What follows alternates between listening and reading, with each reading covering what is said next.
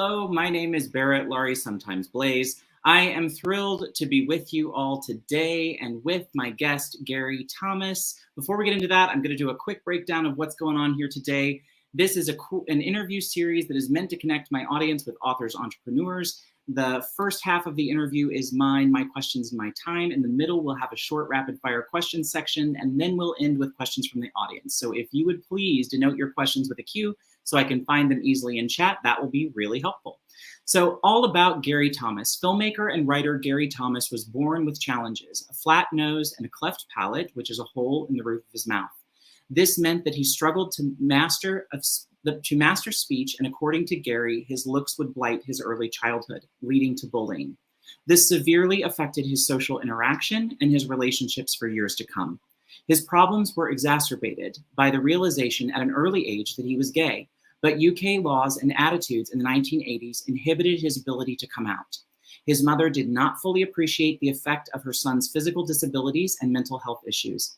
Gary's relationship with his father was distant at best, and following his parents' divorce in 1986, he had to adjust to a new stepfather. He found solace and inspiration in the movies, and the first 3 films he saw were The Jungle Book, Return of the Jedi, and Back to the Future, with the immortal line, "If you put your mind to it, you can accomplish anything." Gary somehow heard this loud and clear. During his teenage years, Gary underwent various surgical procedures on his face that eventually led to his feeling more confident with his looks and improved speaking abilities. While this quieted the bullying he had experienced, the scars of the years of emotional terrorism remained. After high school, Gary was sent to a clinic for people with mental health issues. Using mirror experiments, Gary got used to his new look, and throughout the 1990s found inspiration in the writings of Louise Hay, as well as watching The Oprah Winfrey Show, where he was introduced to many teachers, including Gary Zukov, Ilyana Van Sant, John Gray, and Susie Orman, who all helped Gary to believe in himself and the possibilities ahead. After seeing Susie Orman talk about money, Gary, who was living on benefits at the time, handed his welfare book in, meaning he had to find a job. He also found his tribe when he finally came out at 24 and ventured into gay nightlife. Gradually overcoming his issues, he discovered a passion and ability for creative writing and filmmaking, securing a variety of media-related work and funding, going back into education and attaining a degree in digital imaging. However, internal demons were never far away. Gary had several lapses into deep depression, and a random stop-and-search encounter with the police tipped him into a paranoid psychosis that almost sent him over the edge. This led to a corrosive suspicion of the police that was to last for the next decade. In an effort to do anything he could to think of to help, he took up boxing and wrestling. With the support of his mother and various psychiatrists and gay friends, once he had made the decision to come out, he achieved a positive mental state, and his career in the film industry began to take off. He went to LA and pitched his projects to various companies, receiving positive responses. As the Paralympics came to London, 2012 marked a transformational year for Gary, as he worked hard every day in writing and filmmaking, making his films in the same location as the Oscar-winning film The King's Speech, a film about King George and his speech impediment. The highs continue for Gary as he confronted his fear and accepted he can be happy with himself. And like Marty McFly says, if you put your mind to it, you can accomplish anything. Gary, welcome. How are you? I'm good. How are you? I am living the dream, my friend. So I am going to really quickly run through our comments and say a quick hello to everyone who's here before we hop into chat. Everyone's favorite, Chris Kinney, is here. Welcome, Chris. Be sure and tell Azalea that I love her, and glad to see you two out and about today. That's because I called them by the wrong name on a stream earlier this week, so I'm never calling them by their right names again. Johanny, I'm so glad to see you, Joa. I'm thrilled to have you here. Joa just started a new channel here on YouTube, and I did a podcast over on with Robin and Joa a few weeks ago. So authors, if you're looking for a podcast, you might want to get to know Joa and pitch her if you're looking for a chance to do a podcast. Martin is here from their stream just a second ago. Devin Cutting, good to see you. Thank you for stopping in, Rachel. Martin says, Barrett's sitting in a new corner. I am, because my family is all still here. So I'm trapped in my bedroom. Randy Vacation is here. Morgan Lee, good to see you, Morgan. Stephanie, good to see you. Tammy Esposito, good to see you. Happy holiday.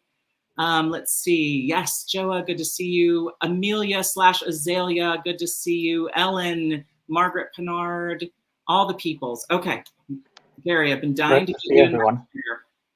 All right, so let's start off with you just doing a quick introduction and telling folks where they can find you online, and I will put the banner up to help them find it. Yeah, hi everyone. Thanks for joining us. Yeah, I am a writer and filmmaker. I've made 13 short films. Now I'm currently making my 14th film. And yeah, you can find me on Twitter and Instagram as GS Thomas Writer and Facebook as Film on Film. So if you go to facebook.com/film on film, that's where I put all the clips and trailers of my films up. Wonderful. And Gary let me know right before he started that he might be dabbling in the content creation here on the tubes. So I included Gary's YouTube link below. So be sure and check it out. Once we get him to 100 subscribers, he can go ahead and change that name to a vanity name. So that's our goal here today, friends. Definitely. But I want to dive in, Gary, and get started. So we talked about bullying in the intro. So having experienced bullying as a kid, I understand the impact that it can have. So what sort of taunts were you facing, and how did you deal with the bullying as a kiddo? Yeah, so I kind of like in my head, I think I say this, I don't know if I say this in the book, but yeah, I kind of like the world and their made fun of me because that's kind of what it felt like. Probably an exaggeration, but yeah, I had I think because it was from like a young age, and I had like flat nose, elephant man, squash nose, I knows that you knows that you've got a bruise on your nose, stuff like that. There was kind of, and it was pretty daily. And the thing for me was because I couldn't talk properly even after the surgeries that I had. If I said anything, then they would make fun of what I sounded like. So I kind of stayed quiet for the first sort of 17 years of my life. And as literally like my mum was the only other person I spoke to, my brother as well. But yeah, so it feels like it's a lot. No matter how I say it, it's hard to get across the whole full experience of what that was like. Yeah. Was home the only safe space? Pretty much, yeah. As I kind of, I guess, last couple of years of high school, well, definitely last couple of years of high school, I bunked off in the afternoon. Is that an American phrase? I played truant. Yeah. So yeah, bunked off in the afternoons, and then I went to the park and I listened to the music, and that was my kind of safe space outside of school because there was no one in this park. And it's interesting. I occasionally I go back to that park and it just feels really, really different.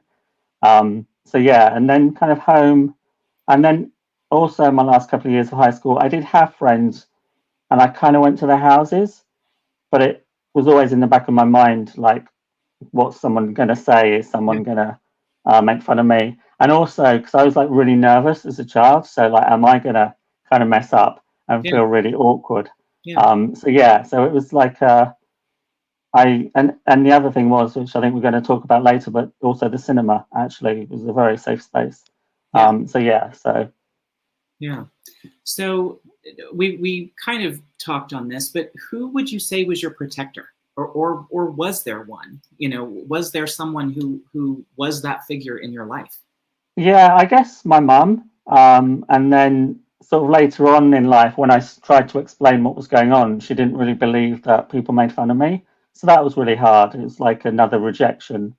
And I didn't understand how she wouldn't believe, but I guess, mums think there's nothing wrong with your child, so I think she had some of that kind of mentality. But yeah, from an early age, my dad was at my birth, and but all the hospital appointments that I had, I think I just literally went with my mum. So it was just us two, like for the longest time. So yeah. Wow. Yeah, I think that's the part of your story, especially when I was reading the memoir, which we're going to talk about soon. But in your memoir, that was the part that I think left me just sad. Really, was looking around, kind of going, well, like who was the protector for this you know, Yeah. or even at school, right? The teachers Yeah. or something, right? And I kind of, yeah, and maybe this doesn't come across so much in the book, I'm not sure, but the other thing, I guess, because I had, now it's, I don't want to say it's annoying because I'll fall asleep and get ideas at like the most annoying time, and then I wake up and think that's a really good idea. But yeah, I did have like a really good imagination when I was younger. So that was kind of, I would sit in my head a lot of the time. So, but I think also that was like a defense mechanism. Sure. So I didn't have to deal with like the real world. Sure. So yeah. Yeah, wow. So tell me this, in what ways were films able to be your escape?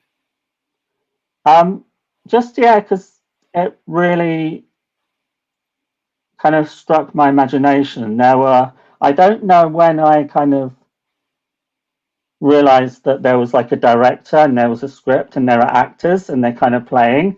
Right. But I think I was just so into any kind of film that I went to. I literally concentrated on the story, and it was almost like I understood story from a really young age.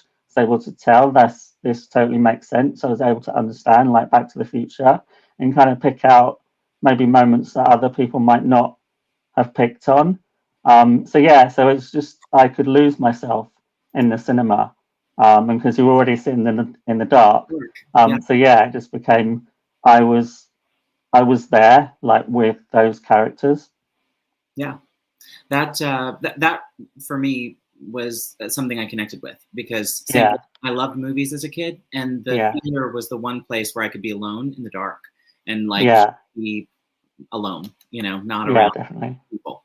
Yeah, Now, specifically Marty McFly, you mentioned, which is a character that's very close to my heart. yeah, Why is it that he was so influential to you? What was it about that character that leapt off? yeah, yeah. I think there's a couple of reasons. He was like I guess both Michael J. Fox and Marty McFly. Because I then went on to see. I think there was a film that Michael J. Fox made that was him going to business with like a suit and, and Yes, I trainers remember. on. Yes. Yeah, and so I would Can't watch Buy that Me as Love. well. Can't Buy Me Love? I don't know. It's big, wasn't big business. Well, we'll Yeah. find out. Someone Yeah. to tell us in the chat. Someone Google it, please, in the chat. But yeah, he was like the all-American kid, and at first, someone that I could not relate to in any way whatsoever. But that then for me was this fascination. Like, I will never be like that. So how are people like that? And I think also that was me, maybe in a way, and I haven't really thought about this before actually, but maybe that me in a way, that was the first time I really started thinking about characters.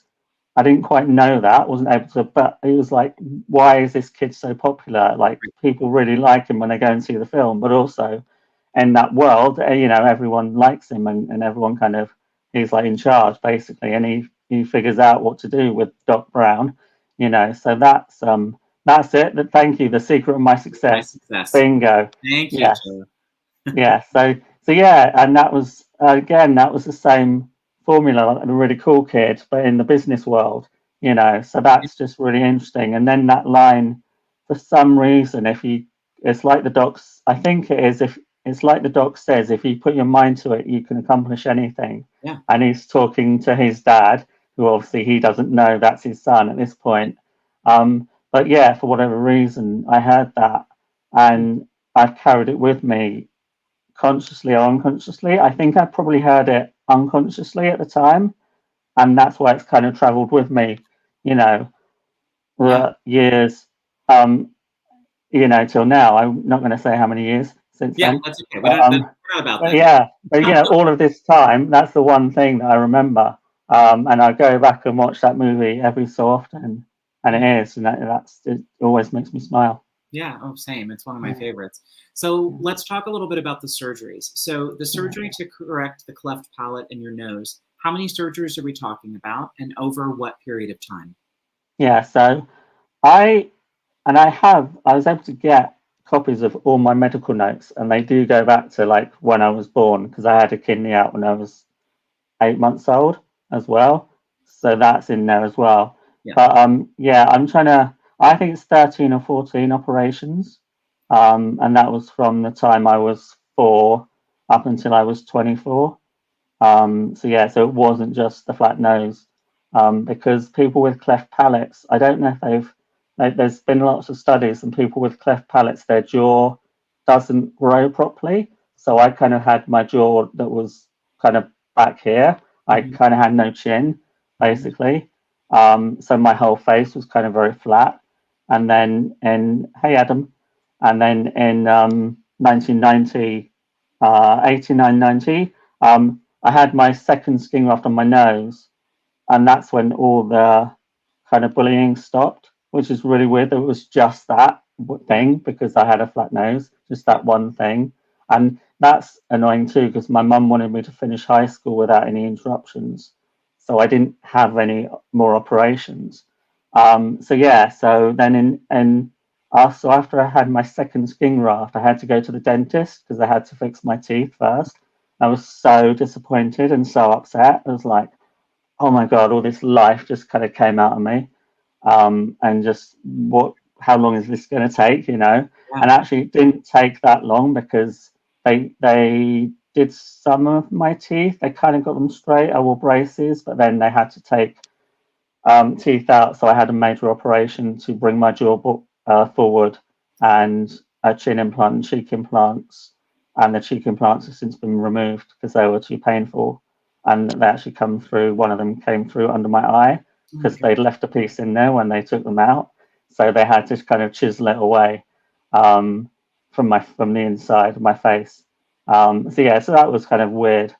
Yeah. There were several options of how they could take that little bit of cheekbone out, Yeah. and they actually gave it to me as well. I have it in a jar, and No it way. ended up in the Croydon Museum. Can I tell you how many Yeah. times I've asked to have like pieces of my intestines to keep it? Just so I'm like, I Oh want to yeah. like It's this bottle weird fascination, isn't it? it. It is. It You is. wanna kind of, I'm like, but they dude, rot, and they don't really. They look really horrible after like 2 years or something. Anyway, why did I ask to keep that? Did not think that through.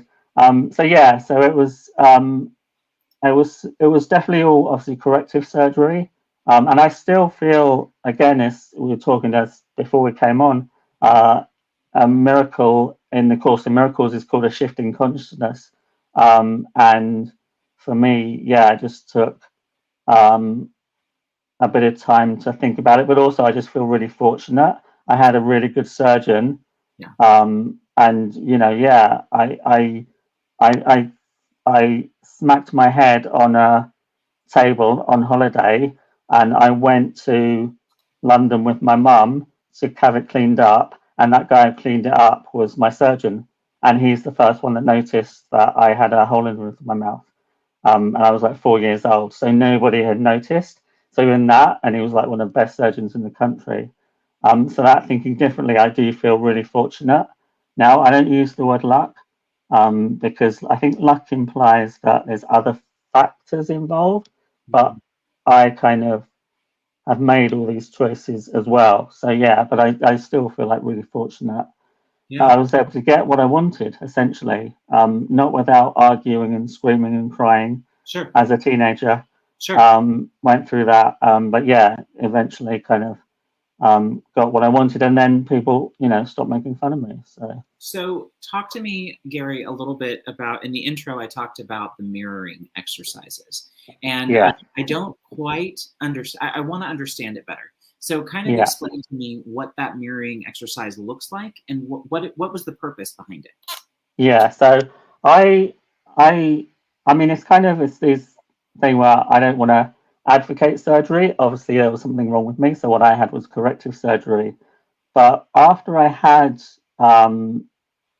my main operation, I read Louise Hay, You Can Heal Your Life.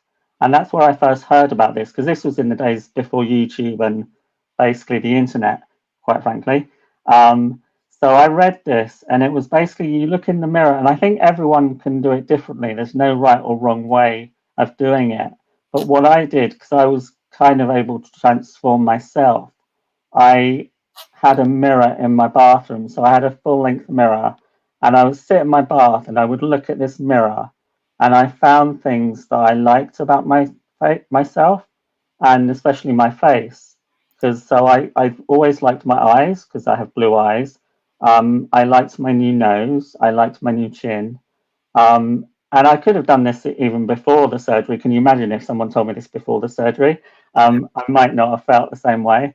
But yeah, so I found then different things that I liked about the way I looked. I liked my hair because I could slick it back, you know. Yeah. And yeah, so for me, it was about liking my face.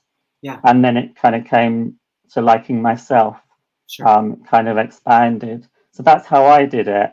And I came across a clip actually of Louise Hay, and she said, you know, just start with like a small pocket mirror, so you don't necessarily see all of your face, but Yeah. you look at it and you say, "I love you," into the mirror. And now I kind of do that internally. I'll say, "I think I'm great," you know. The amount of times I've said in my head, "I'm so excited that I'm doing this interview with you," and that just makes me, you know, really happy. But for the mirror experiment, I was just finding things that were no longer wrong with me, and that for me was the kind of shift, I guess, in that. Yeah. Richard says, I think there's always an unfair ostracization of those perceived to be different that I think Yeah. is born of ignorance. We need to teach people more. And I agree. Yeah. Adam said, it's not easy having physical or mentally different as a child. And totally, I think it's good to focus on what we like instead of what we don't. It does help a Definitely. lot. I agree, Rachel. Yeah. 100%. And that doesn't often take away how hard it is. But it's just, again, it's that different mindset, different 100%. focus. Yeah. So you've been very open about your mental health struggles. I survived a suicide attempt at 20 and spent about 5 days on a hold in a mental facility here in the States. It was one of the most jarring experiences of my life and has shaped my life in a lot of ways. What can you tell me or tell us about your struggles with suicide, depression, and how it's impacted your life?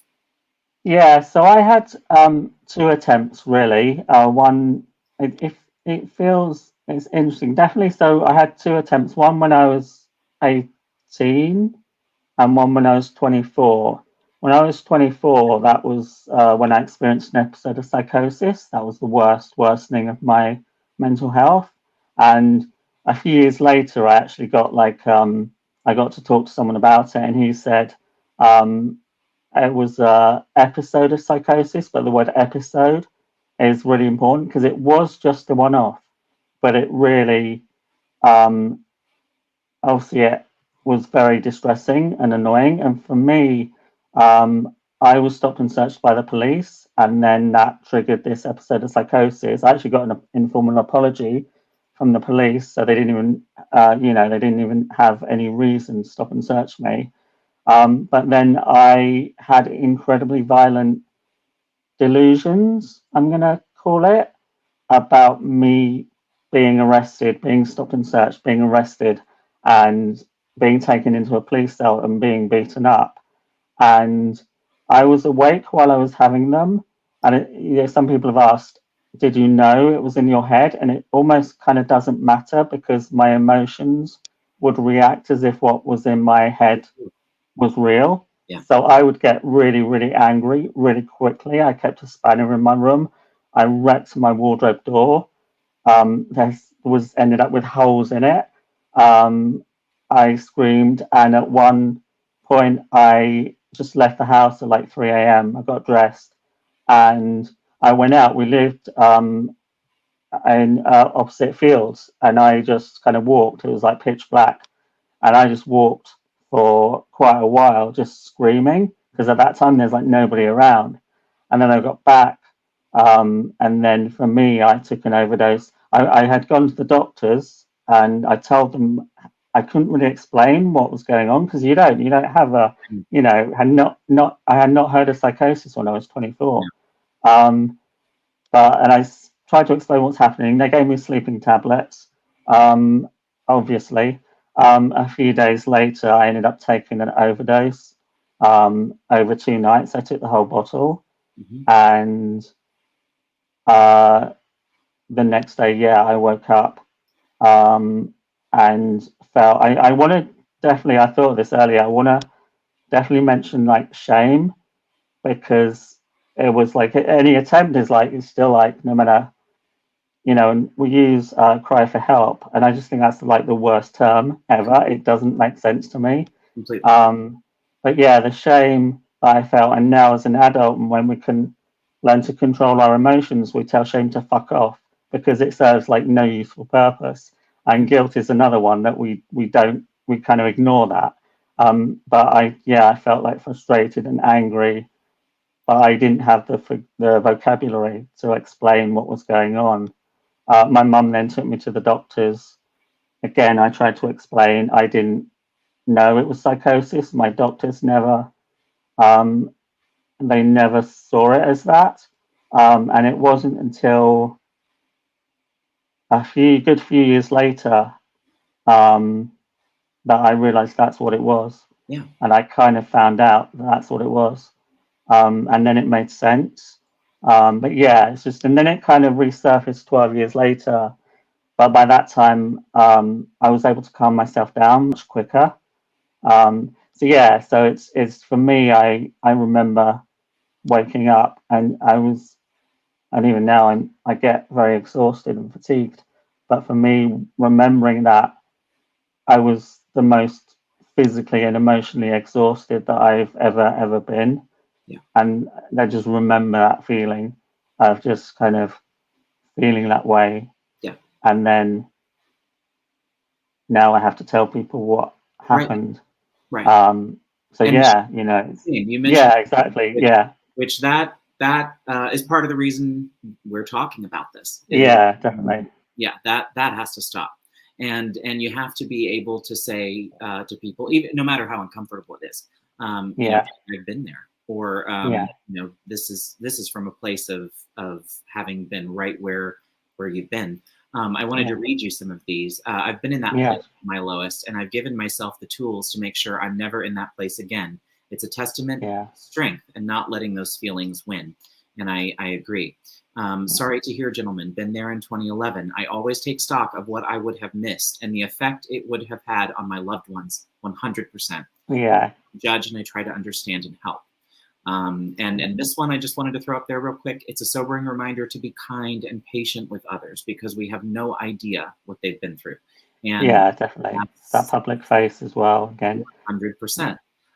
So yes, I think, and I think the more we can get to, yes, cognitive behavioral for me, 100%. And the more we can be honest about it with each other, I think it also takes away the sting of definitely. Tell the story, right? Yeah, definitely. Yeah, I just want to go back to Adam said what we missed. I have this glad speech in my head from when my book is published. Yeah. And I kind of, you can tell me about this, whether this is right or not. I called it If I Was Straight. And I feel like it would be a list of things that I would have missed if I was straight, because I would not have had the friends that I've had. I would not have had the social circles that I had. I would not, you know, we have to find our family. Yep. And I'm reading Armistead Maupin's book at the moment, and it's all about that found family that we have to find. Right. And it's really like we have to do that because our own family doesn't always accept us. Yep. And that's just really interesting. But yeah, I just list it just in my head, like all the things that I would not have been able to do if I was successful in that. And so and again, it's that different mindset shift of thinking about it. But yeah, glad I wasn't successful on either. Oh yeah, same. I think to myself all the time. I mean, you know, Ricky, my brightest spot would not have been a part of my life, which I can't even think about. So anyway, I'm grateful in a sort of strange way of the experience as it led me down the path to get the tools I needed to deal with those feelings that I needed with my mom. So that's a different mindset. You think about it differently and not. Totally. And Chris went through something similar with his dad as well. So yeah, completely. Okay, let me get off of that and move on before I lose it on screen. Can you articulate how bullying that you experienced as a child has impacted your life as an adult? Yeah, so it's slightly scary. I'm further away in terms of how old I am now. I'm further away from sort of my high school years than I've ever than I've obviously ever been. And obviously I had sort of 17 years of bullying. I think now it's not even about growing up, it's about we grow emotionally and what we understand emotionally. So for me, I think there's huge trust issues. And that's what I mean by the gay community and finding like my family or friends. Um, and even as I started doing that and finding people, um, it was still kind of hard. But now I'm closer than I've ever been to kind of wanting a relationship, to wanting, that other person in my life. No idea who it would be. And that's also kind of part of the fun. But yeah, I just kind of, I feel like the trust was a big thing, but also the positive things in a way. It made me way more determined. Like now, I kind of like I don't want any of the haters on here, thank you. But I don't give a shit really about what anyone thinks. Yeah. I've gone out with messy hair and just like I don't care. Which is kind of might sound odd considering I have surgery, but obviously I had corrective surgery. So now I've got to the point where I can just, I'm not shy really anymore. So yeah, so for me, it was a lot of trust issues that I had in becoming close to people, but also the upside was that I determined, really determined, and I don't care. Yeah. If someone says a comment now, I'm like, that's them. Yeah. That's not to do with me. So Right. yeah. Right. Stephanie and I went to high school together, and but I have Okay. to read this because I love this. The ending of this is so true. Not that it's all not true. I experienced so much bullying in high school, and growing emotionally was so important to me past the lack of trust I had in people. 100%. Yeah, This definitely. part is what hit me in the gut, and the lack of trust I had in myself. Yes. Yes, 100%. And I let And again, take that from me, right? yeah, the realization of that as well, because you're Yes. just like focusing on other people and Yes, yeah. absolutely, absolutely. And as far as Hi, Adrian. yes, hello, Adrian. Good to see you. Sorry, we were in a moment when you walked in. As far as the messy hair, listen, you can watch my videos before I got my hair cut, and Oh yeah. well past the point of Yeah. caring I about. had during pandemic I bought my own like hair cutter thing. I did it like 4 or 5 times, and then like last week I think I went to the barber's. Yeah. A very, very good test to any relationship is like let your partner cut your hair for 2 years, and you will learn real quick like what real love. That's also helps with the trust issue as well. Exactly. It didn't help with it. It made it worse. Mm. Let me ask you this. What tools do you rely on most to keep the balance for your mental health? Yeah, so this was kind of part of my first suicide attempt, I guess. I went to a clinic when I was 18, but in terms of the suicide, I was so scared of like talking to people that's why I was like, I was just terrified. I couldn't see how it would help, but also I'd not spoken to anyone. But in the clinic, I actually learned about yoga and meditation. Yeah. And that's the one constant thing that's always been there. And even, I had stuff to do with my mum when she went in hospital. And now it's like not surprising, but the first thing I did was I got my yoga mat. I haven't used it for years, but I got my yoga mat and I put it on the floor in my bedroom, and now it just stays there so I can use it. And I do like yoga. There's like Rodney Yee does these yoga DVDs, and it's got like an hour program. I just do the last 10 minutes because that's the relaxation part, and I just lie on the floor, and that's what I've been doing and stuff like that. And it's meditation for me is like a reset button, and I have got to the stage where there's been like no thoughts in my head, the chattering 40,000 thoughts a day kind of thing. Yeah. Very occasionally I have got to the point where I'm meditating and I'm just concentrating on my breathing, and I don't have these thoughts in my head, and it's a really nice feeling when it happens. Yeah. I'm going to read these real quickly. Colin Clark. Yep. Bullied for being poor, fat, small for my age, all the things. It's taken many years for me to like myself and to stop looking to the past. Agreed. And Yeah. related. This one hit me in the gut. I remember the first appointment in my GP's when I reached out for help about my depression and thoughts about having Asperger's. Tough, but an important step. And then Yeah. he said, I am making the most of my hair while it lasts. Well, Yeah. it's welcome to being a man. Sticky, bless sticky. Yeah. I don't know. Well, we might go on to it. But yeah, I'm sure it was Richard who thought of the subtitle for my book. The book? Did he really? Yeah, yeah, and obviously we were talking about it. He didn't just come up with it for his own thing. But yeah, we were talking about it. You know, you hear something and you go, "Oh, that's really good." Yeah. Yeah. So yeah, thank you, So Richard.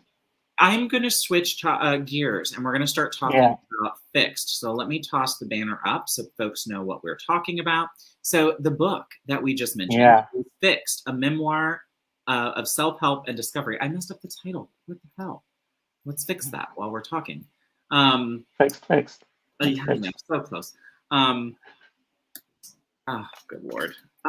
So tell me this. What gave you the idea to write the memoir? What gave you the push to say, yep, I'm going to tell this story? Yeah, so I've had the idea for quite a while. I've been writing since I was 14. First of all, there were diary writings, and then it became other things. I wrote a Spider-Man story when I was younger, and then I've had a few kind of false starts with it, where the opening of the book was about the actual stop and search. Started with the actual police letter that I wrote to them about the stop and search, and that was kind of like quite a depressing beginning. So I kind of stopped there, and then actually it was Arts Council who have been amazing and basically supported my career all the way. And I went to an event that was all about Arts Council funding, and they do fund literature. And I filled out the application form for funding. It took a while, but I got funding for my book. And also during that, Arts Council were very interested in the audience, and I was like, well, who's going to be the audience if I'm just writing a book? So then I came up with the idea of doing a one-man show about my experiences, and that's when I first did theatre. So I put that. The only reason I really did theatre was to get an audience for my book, because otherwise I didn't know how else I would get an audience.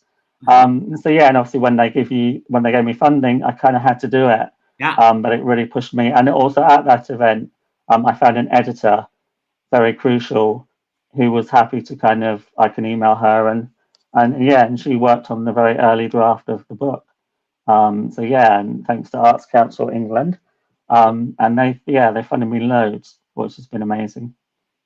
So a memoir is obviously fairly personal, and you're going to be talking about stuff like we are here that's tough.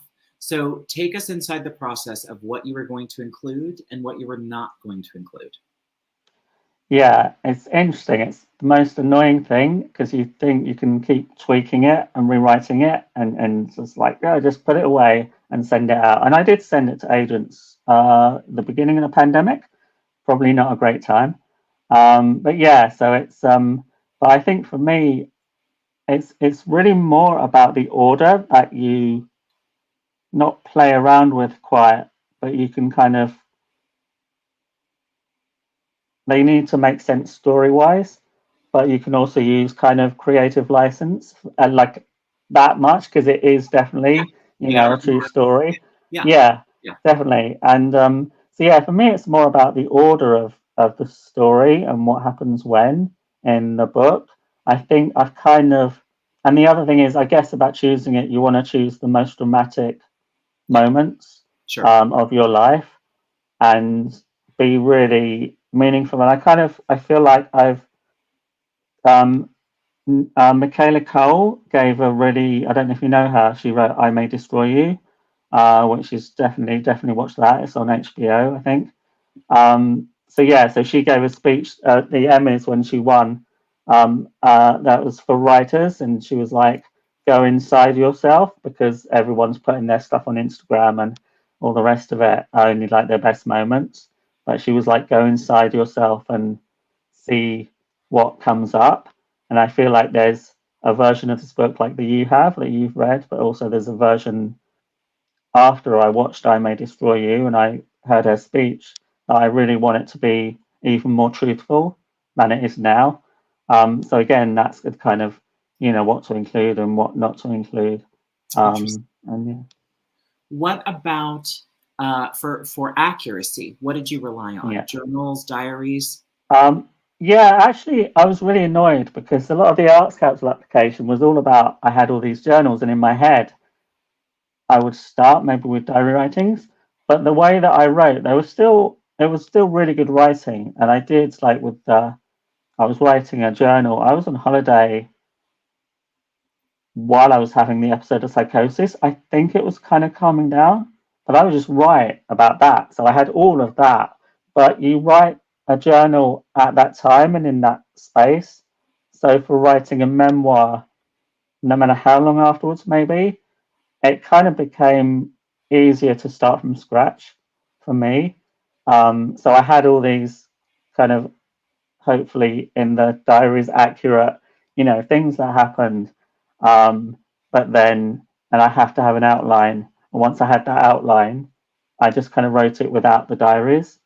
So yeah, so it was really interesting process to kind of disappointing because I did really want to use the diaries. But then just kind of put that away and it's going to be, I'm going to just start writing. And so. The reason I asked that, and it's interesting, this goes into what Jenna said, which is I like the line of thought. I often think writing is therapy, and pulling from the self happens more often than I'm happy admitting. And what's interesting about that is my CBT that I did after my suicide attempt that is exactly what they had me do. They had me write. Yeah. So I have journals upon journals upon journals. And what's interesting is when you said to go back, when I read those now, the headspace that I was in is almost terrifying. Like, I can't even imagine trying to make sense of a lot of that because so much of it was really not my burden to carry, but I decided to carry it anyway. So I get that. I understand kind of what you mean. So talk to me a little bit about the best part of writing and editing this book. What has been the best part for you, considering you're touching on things that are so deep and painful? Where's the light come in this story for you? I think first of all, I guess it's because it's writing, so it's definitely all true, but I treat it as characters. So when I first started talking about it, I was able to talk about my life through the book and tell people about those moments as if they were characters. And then actually in terms of the writing, I think understanding, there was a moment where I got back from the first editor that she was so impressed, like the change from like the early draft to then it was actually reading like a book, like a professional editor was saying, I'm writing a book, and so that was really good. And that has actually been the other thing as well, because again, all of my friends that have given feedback, that's been the kind of the shining light. It's like people really enjoy it. It's a good read. But also people are learning from it. And even the editor, most recent, he put it all into the typeface and all of that. And even he got something out of it. He was able to understand his son's mental health issues. But also he was in a band in LA and was in LA around the same time as I was. And he got to relive that again. So it's these people that give you feedback when you thought literally nothing in common, with those people. But actually they take something from the book.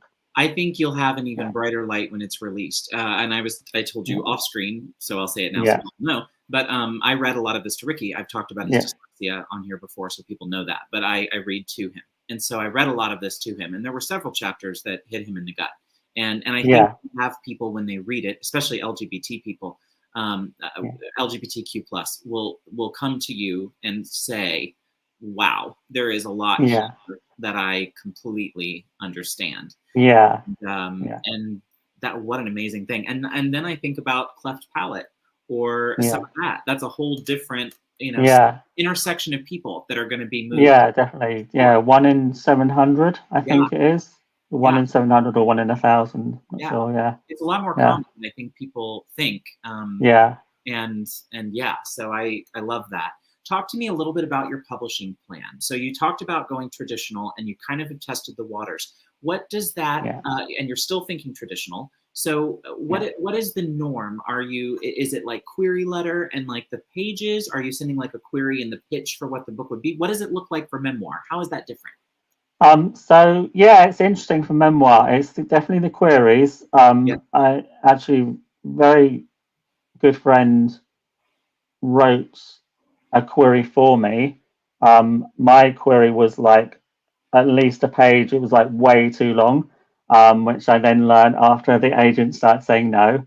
And then so yeah, so you have like a proposal, Okay. and then you have sample first sort of.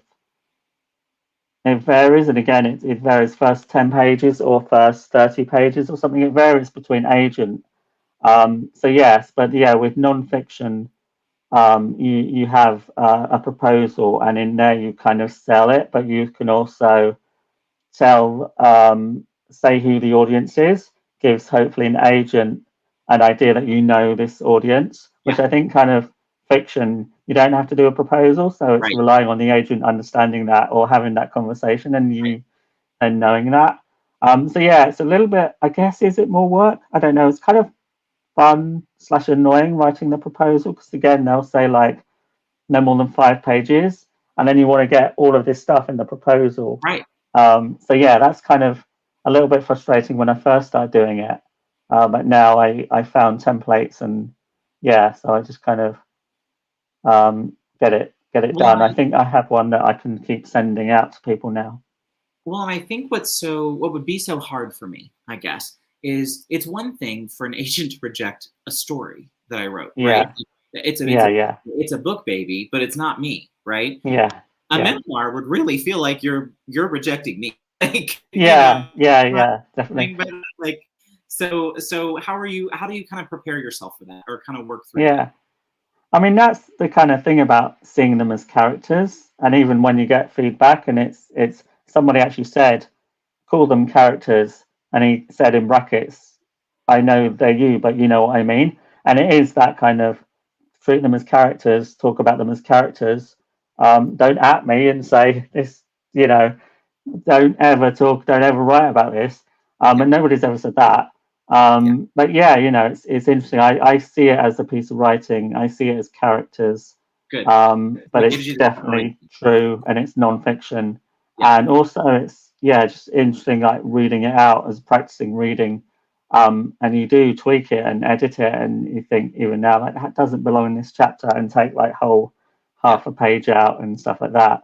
And yeah. then you think that's why they're saying no.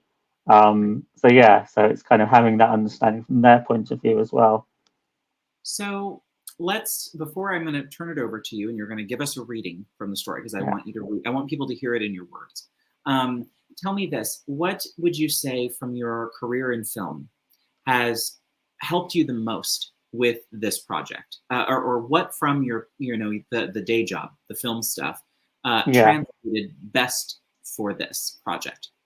Yeah, I it's story structure. You know, I love structure. I love the Save the Cat. I think I tried to do this in the Save the Cat um beat sheet. I'm pretty sure I did, and then I kind of because it doesn't always fit in, and then you get to the point of, well, can I just change that? And you kind of can't because you want it to be true. So I think I did like a sort of version of the Save the Cat beat sheet as the outline for the memoir, and that kind of worked really well. And yeah, then kind of just structure.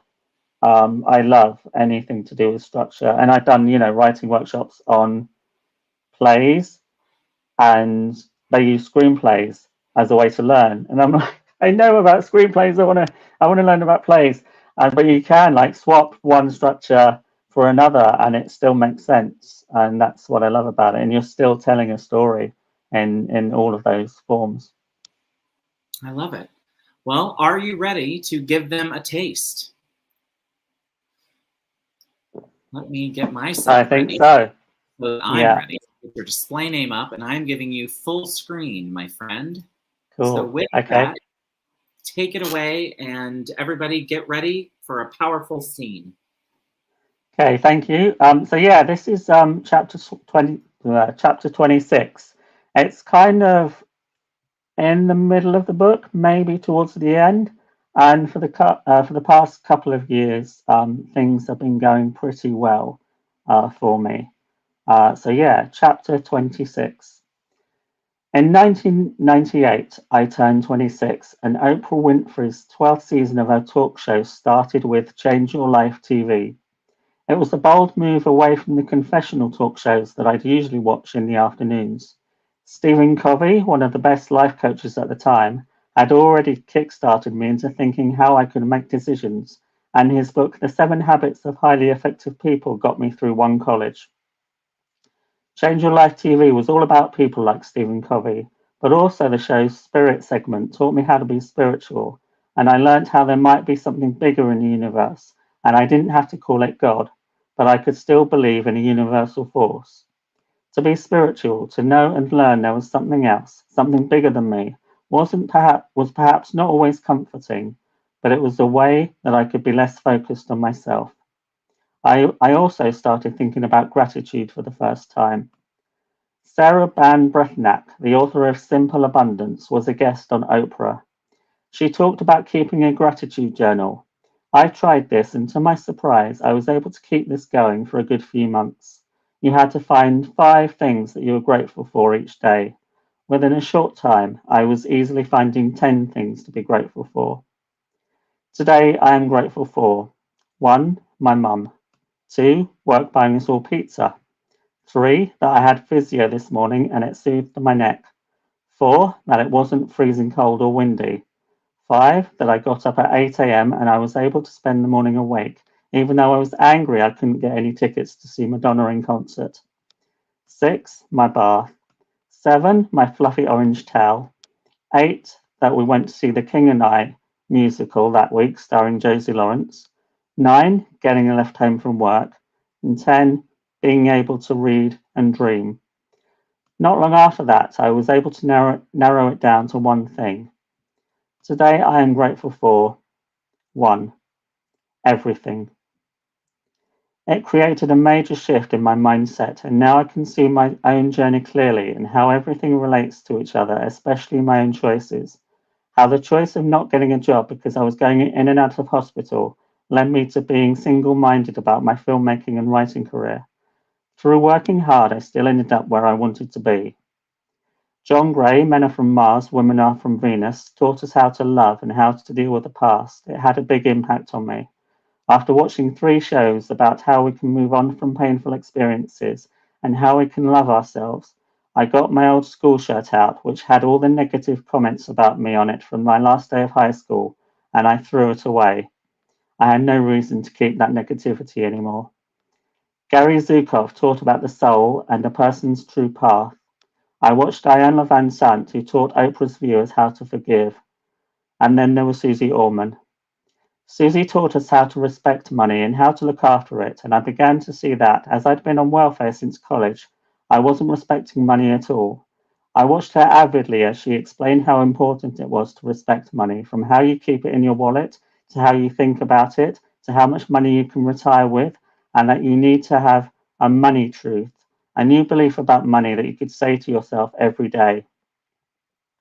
My money was coming in every week from welfare, and although I still battled with depression and anxiety, a couple of weeks after watching these shows and after thinking about it a lot, I strode into the local council offices and handed my welfare book back in.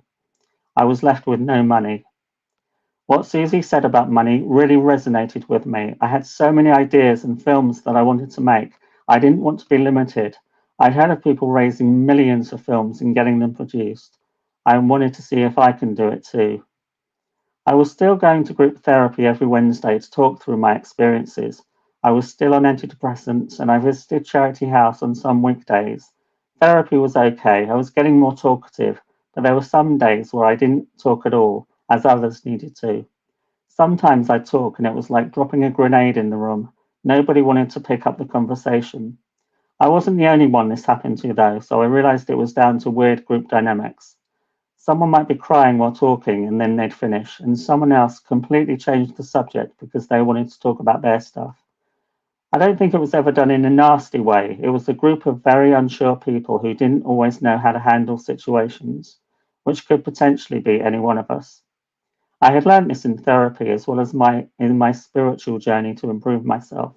It wasn't always about me, and especially when listening to other people talk about their issues, I realized that most people see things from one point of view, their own. Every one of us has a unique understanding of the world around us, and in the therapy room, we were largely joined together through pain. We'd all shared painful experiences that gave us our often untrusting view of the world at that age, at that time, and in that space. And rejection was one of the big overall themes that people talked about. While rejection takes many forms, it can still have a big impact, sometimes even without you noticing at first. Because we tend to try and hide things like that, we often hide how rejection hurts us because that's what we've been conditioned to do. But if we don't let it affect us in the first place, if we can get to a place where we're resilient enough and comfortable enough in our own skin that rejection doesn't bother us so much, then there'd be nothing to hide. My social life and work life were both gaining momentum. I was becoming more involved in Charity House and more confident, and as I hoped, volunteering with them paid off when I got a job at the local council offices. The job was researching for people who were buying new houses in the local area. It was dull, but it was only on a Monday. It was paid, and I saw it as research in case I ever wanted to write a script about a council. And around the same time, I saw an advert in the local paper for a higher education college. I noticed that they were offering Bachelor of Science degrees in digital imaging, and this led me to start a 2 year higher national diploma and then go on to do the degree part of the course. There were people on the course older than me, and I felt included. We talked about the future of film and the at the time soon to be released DVD format, which was set to revolutionize the industry.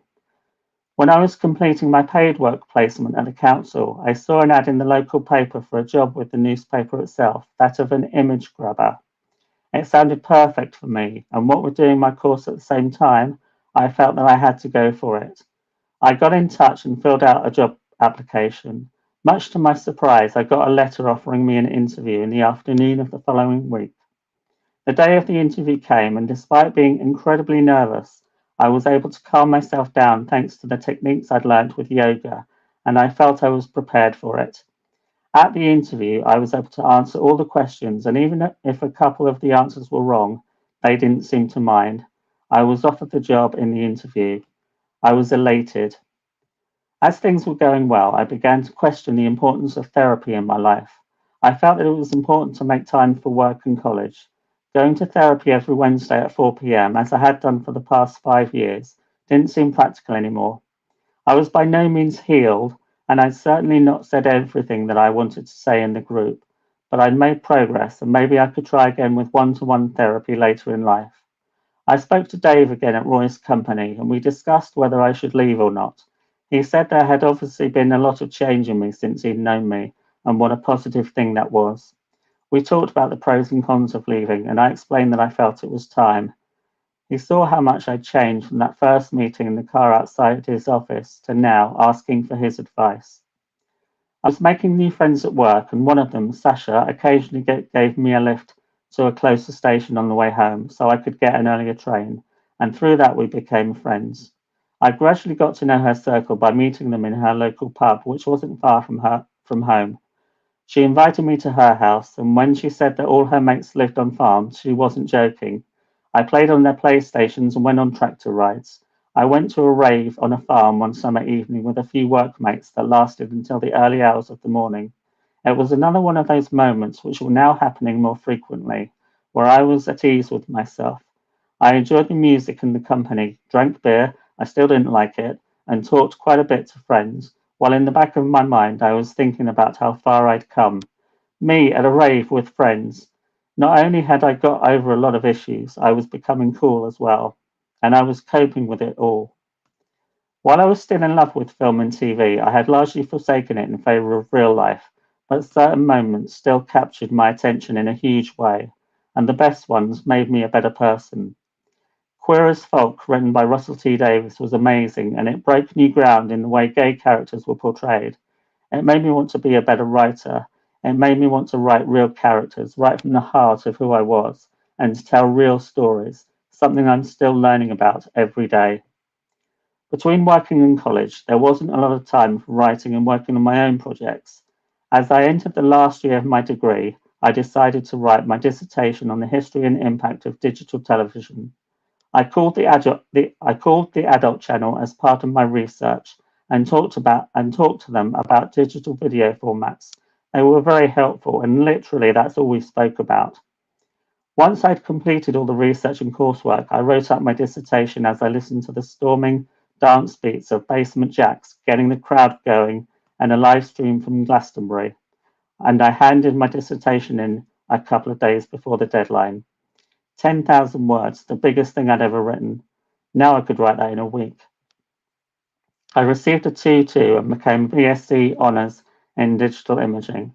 For me, as well as my mum, receiving my degree was one of the proudest achievements of my life. I was able to work extra hours to earn more money at the newspapers, but a few months later, 9/11 happened and the world changed. Nobody had any idea when they woke up that morning what kind of a day it would turn out to be. I was thinking about doing a different job, and a couple of weeks before, I'd arranged an interview through Charity House to meet a local personnel company where I could check out my options.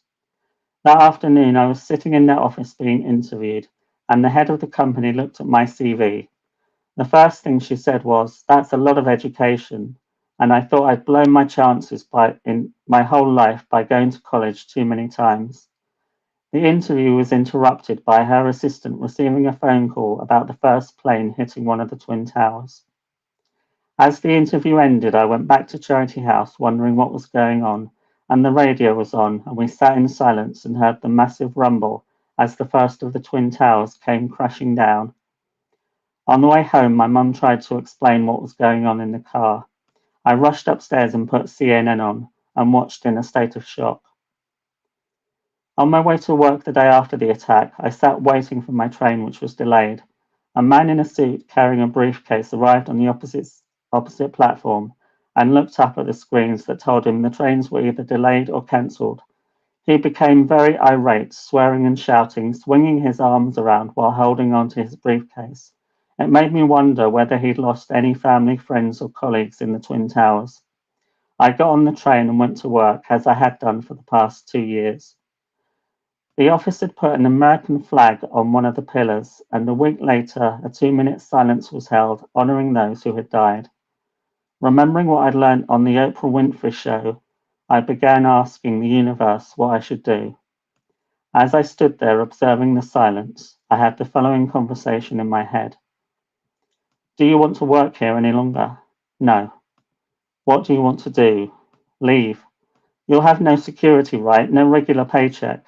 I don't care. I need to leave. I need to write, to be an artist and a filmmaker, and to make it work. I'm suffocating if I'm not writing. 1 month later, I handed my notice in. And that's chapter 26. Sorry, I was talking and muted. I have to say, one of the things I loved about this chapter was your queer as folk reference.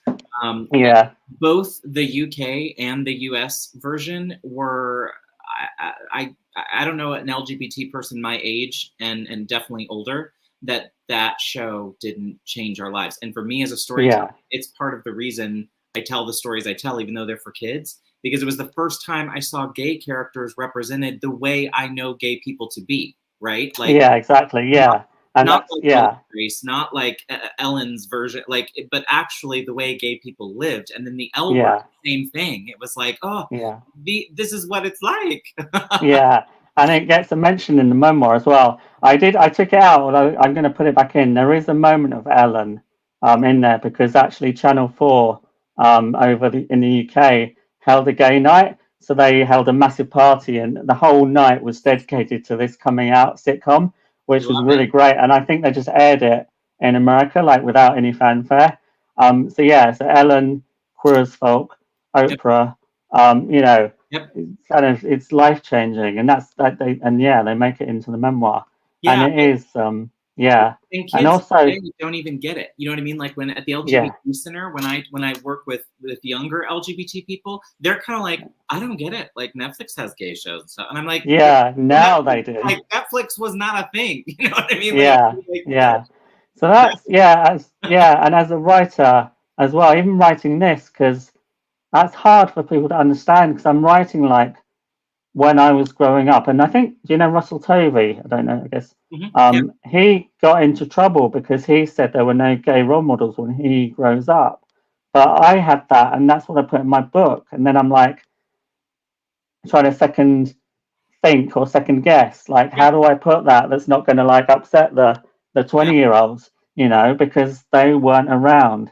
And it's yeah. like, don't delete someone's experience because Right. it wasn't the same as yours.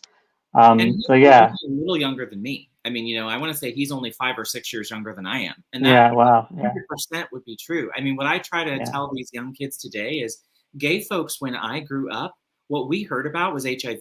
That's it. yeah, There was yeah, there were no gay stories. yeah, Somehow we were getting HIV, we'd been gay bashed, or like we were someone's hairdresser meant for laughs. yeah, That was definitely. it. And that's, There was yeah, nothing else. again, kind of, I guess, I don't know, being grateful. But yeah, because I left high school in '88, so when the HIV Yep. pandemic was just getting its first advert in the UK. But I wasn't social, so I didn't go out anywhere. So Yeah. I kind of missed that whole kind of period, Yeah. which in a Might have, way kind of makes me might have saved fortunate. your life. Might have Yeah, saved your life. I exactly. mean, you know what I mean? Yeah, yeah, So, exactly. yeah. And the other reason why I like this chapter is because even me talking to you now, I can trace every moment back to when I quit my job. Yeah. Like that's yeah. So Yeah. and that's the moment. Yeah, that when I read that, both Ricky and I had the same reaction because I think Americans especially forget it was a UK show first, which a lot of the great shows we Yeah, have were UK shows first, by the way. yeah, yeah, yeah, But that was one of them, and for Ricky especially, he told me the story of, in his home they blocked Showtime when it came out right, because he didn't yeah, want to see it, and he yeah. watched it through the remember how it would blur so you could kind of see Okay, yeah, yeah. here. Oh, He literally watched the first 2 seasons yeah. that way. And I think about it now and I'm like, Wow, dang, my mom was like ordering Showtime and watching with me. So like we were wow, yeah.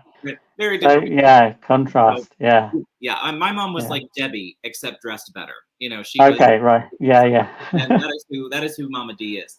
Um, yeah, yeah. So okay, sorry, I'll get off of that. I'm going to bop over to our rapid fire, and then I'll circle back to yeah. Sure. discussion in the other because we are in the middle, and I want to turn over because we've had some good questions. So I am going to get through rapid fire. Gary, tell me when you're ready, and I'm going to hit Yeah. you with the quick questions. So the first thing that pops to your mind, Gary, what is your best virtue? My best virtue, gosh, all of them. I No, love that answer. damn it. See, now I want to look up just so I know what virtue is. It's like, It's like, what is your best trait? yeah, I knew that. So I think honestly, it's that I've kind of learnt or relearnt to trust people. Yeah, I sure. have these friends that I've known for 20 years, and like, yeah, I can bond with them now. I can, Yeah, yeah, totally. yeah, yeah. What is your latest obsession? Um, I watched Schitt's Creek in 3 months, Yeah, if that, that's and watched the documentary more than once. yep. Cried. I cried my eyes out when they read out the letter from the mums Yeah, yeah. yeah, And then I cried at the end of the when they got no spoilers for the last episode. yeah, totally. Yeah, Yeah, go watch Schitt's Creek. same. Yeah, and also just again with that queer as folk, I write comedies. I don't now have to write the horrible character that is horrible because of their sexuality. Right, I can just go like, did you not see Schitt's Creek? right. They've done that, So Yeah, yeah, yeah, talking about influential totally. TV.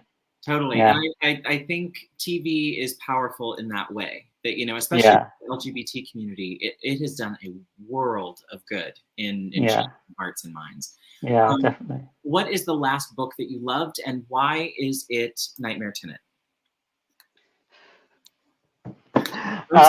What is your favorite book? I'm going to add my favorite book of all time is Frankenstein. Oh, yeah. Yeah, because I read it. I don't know if anyone else gets it. I read this weird sci-fi thing about this monster being created. I was like, wow, I need to stop blaming other people for all my shit. That's because the monster kind of takes responsibility at the end. Yeah. I was like, shit. I was like 24 when I read that. Maybe 26. Yeah. Kenneth Branagh made the film whenever that was released. I think it was 1997. Yeah, so I saw the film. So I want to read that book. Yeah. I did enjoy Nightmare Tenant. I'm glad I could read it. I'm a slow reader. My current, can we advertise on here? I've just got Armistead Maupin's book over here. So yeah, I'm cheating. Well, was this one? This is signed, but I also met him when he was in London, and I got him to sign one of his Tales of the City books. Cheating slightly because I got that, but I also listened to the audiobook, and that's kind of how I read. We will have to get back to the answers to these rapid fires from folks in the audience because some of Richard's answers are already gold. What is your favorite word? Moist. Oh, that's your favorite? I love that. What's your least favorite word? Moist. What's your favorite curse word? I think flux is my least favorite word. I don't know why. Interesting. Yeah. What is your favorite curse word? Can I say it on here? Yes, please. It's the C word, four-letter C word. Oh my. And then somebody, a female friend, will point out, then can you use another word? And they think, yeah, it's probably fair. I shouldn't. Do you know what I mean? But yeah, I say it. I swear in my head mostly, so then I don't kind of physically swear at people. So, I get it. I use the F word freely. I like that, and that's why, because I use the F word here already when we tell Shame to go fuck itself. Yeah, totally. Definitely. That's definitely one of my favorites. It's so versatile. Yeah. What annoys you the most? Nothing, because I'm doing meditation and I'm really zenned out.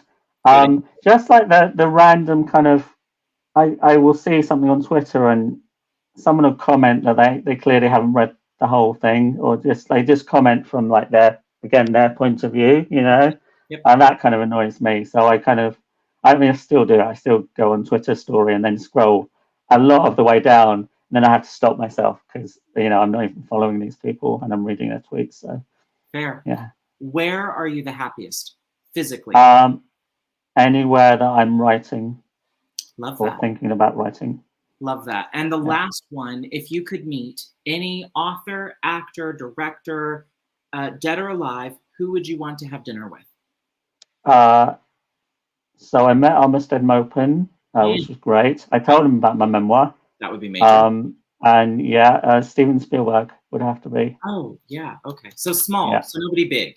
Yeah. I mean, I think is there a question later on about how I got into the industry and that? Because I'll come on to that. Yeah. Yes. Okay. I got us a little bit behind, but I'm going to get us back on track. That's fine. Yeah. Richard, so I won't say that. I'll save it. Yeah. Richard's favorite, his best trait is his face. Of course it is. But his also mine, because yeah. I mean, that's I would argue whether that was a trait, to be honest. I probably would as well.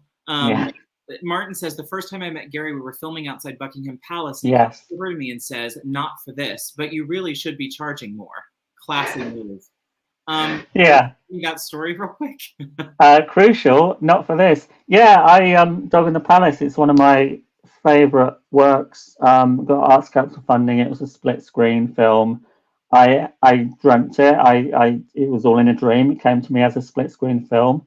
I got Martin involved because he does special effects, and it was winter. We kind of wanted to make it. It was about the Olympics, so we wanted to make it summer. And Martin was really cheap, and it was only for a day. But that's the first time I met Martin, And yeah, and I was like, yeah, it was really cheap. Like I think the one of the guide dogs got more than Martin maybe in payment. I don't know, but yeah, Martin, are you hearing this? You're cheap, and the guide dogs were paid more than I'm pretty sure he's not anymore. I'm sure he's taken my advice and good. hopefully that of other people's. Good. So You're, yes, you're and really actually he has continued to work on our film, so I know he's taken our advice. Yes, yes. Well, and he and should he's really good. And Richard it's yes, prime picking yeah, that spot on Flash yeah, Aha. Let me just say the yes. royalties from Nightmare Tenant should be going right into Martin's pocket as co-host. So the novel Nana asked you, what is your biggest fear while writing this book? I know with my screenplays as well, I could just never send it out to people, to industry, and that's scary. So I need like a Barrett in my house to come and make me do things. Yeah. I can nag you from afar. Yes, please. So what, if anything, has changed for you since writing The End? It's interesting because the book stops in 2012, so I reach a certain age.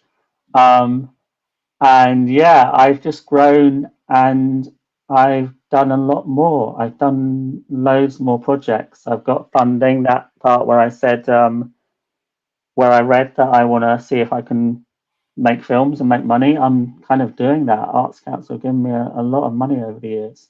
And I think just kind of, I just want to keep doing it. So would you say your confidence has been just with each project, it sort of like builds that confidence level higher? Yeah, definitely. Yeah, yeah, and also working with different people as well, and working in different ways. And I realized actually that I only work as with other people when I'm making something, and that is something that's definitely changed recently. So I've got people to talk to now while I'm figuring out which projects to do and stuff like that. So yeah. I love this question. Is there anything that before writing your book you had a certain perspective or opinion on that changed after you wrote your book? I think, can I say my whole life? Is that? Yeah. Interesting, scary, very, very scary and interesting. I always thought I was in therapy for 3 years.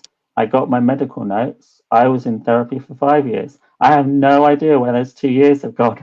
It's like finding out real, non-fiction. You do research, Yep. and yeah, oh my God, that was really odd to like find that out. I was convinced because I'd said it, all that time in my head. Yeah. And then it was in the book, and then I had to edit the book. Yeah. That's really That's interesting. weird. I had something similar. I did not the amount of time, but before I got sober, I have some of that. I have some time missing. Yeah. But I'd love to know what all happened. If somebody's got a video, send it on over. Or not, or bury it. Or not. To me, not my husband, to me. Richard Holiday, question, what was your favorite indie film to make and why was it Doctor Who, Reverence of the Daleks, written and produced by the Richard Holiday? But in all seriousness, what has been your favorite project to work on? And maybe you should tell us a bit about Richard's moment. So Doctor Who was a lot of fun. I'm surprised I got away with this. I said I would love to direct. I cannot put any of my money into it. They still said yes. They funded it, Mark Lever and Richard Holiday. I did pay for the venue when we screened it. We screened both Doctor Who and Extra Time. And you know what? Actually, it was great to have both those films to screen. It's like Doctor Who is close to half an hour. Extra Time is 15 minutes. Mm-hmm. It was 18 minutes originally. I love Extra Time. It's our most ambitious film. And that's the one I saw. The sci-fi one, yeah, with Louise Jameson from Doctor Who. It's great to work with her. Love that. Yeah. And and The Dog in the Palace is great because that was my most ambitious film at the time. It literally came to me in a dream, all of it. And yeah. I love this question. Any regrets? That's another word along with failure that I don't use. And all my regrets, used to revolve around sleeping or not sleeping with friends. And now I'm just like, well, yeah. We have that in common. Moving right along. Martin says Gary was a classy guy. Thank you. Can you just edit that? The word was. I'm very unsure about. Gary is present tense. Present tense. Stephanie Backus. I'm sure this isn't the first time I've heard this story, so I'm sure Martin loves to tell it. Martin is cheap. Yeah, well, there you go. I love this question. After writing a memoir, what advice can you give to others who might think about writing theirs? Definitely don't be afraid of it. And you know what? I wrote this, and because I got the first Arts Council grant, and that was to write the first 30,000 words. But I'd done so much of it by the time I'd finished it that I just carried on writing the rest of it. But then that was maybe 2013. And then in 2019, I got a much bigger Arts Council grant to finish it and, well, put it out there. And then everyone said, you need to get it published before you go on blog tours and everything, because you can kind of only do that once. And I was like, oh, okay. So you don't have to do it all in one go. And I think people think like you have to write it and sit with it. Yeah, exactly. Chapter by chapter, outline a page or an outline, get the save the cat beat sheet if that's what you like doing, one section at a time, go back to it. You don't have to do it all in one go. And especially, I guess if you're facing trauma, like if you're writing about that you're working through, definitely don't think you have to like live in that trauma every day. Like maybe give yourself breaks from it. I think that's the other thing. I think I was far enough away from stuff when I started this that I could do it. Yeah, my gosh, I can't even imagine. Who has been the biggest supporter of your writing? Everyone here, everyone in the chat. My friends who'd read the book. I have people that I've worked with over the years that have been really supportive. Quite a few people. Yeah. Martin Lejeune wants to know, which screenwriting software do you use? I use Final Draft screenwriting software, it kind of does it all for you. Yes. Richard Holiday, is there any subject or genre that you would never write in? I think I'm not a fan of horror.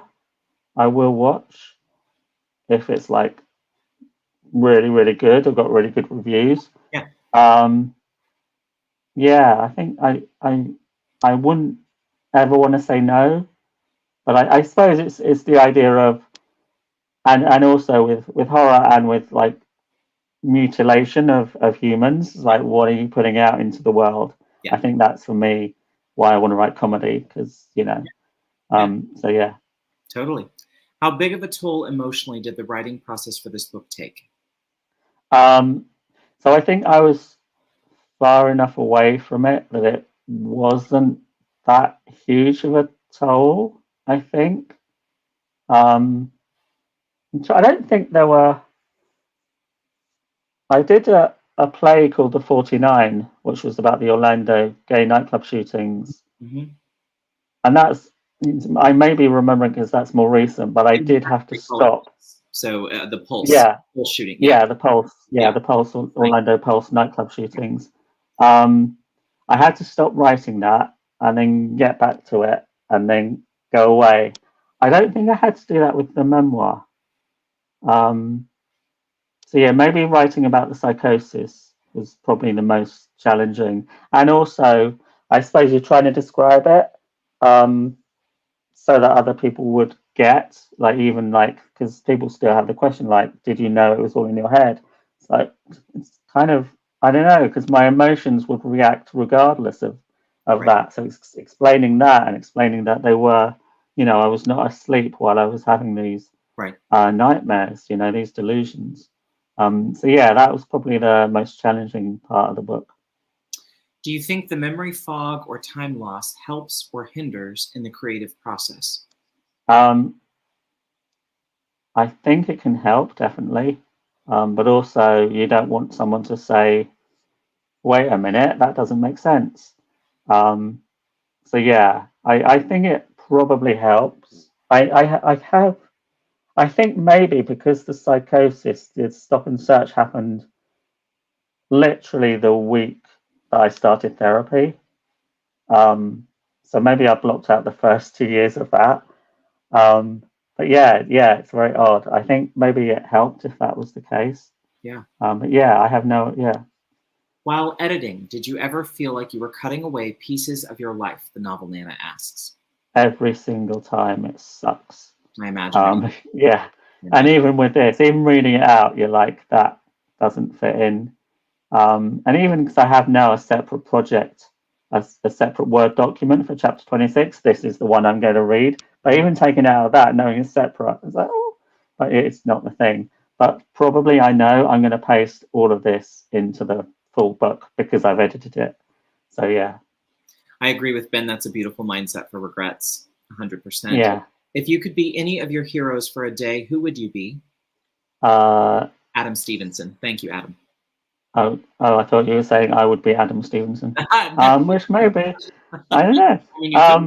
I think Adam lives in Scotland, right? I do love Scotland. Got cousins in Scotland. Yeah.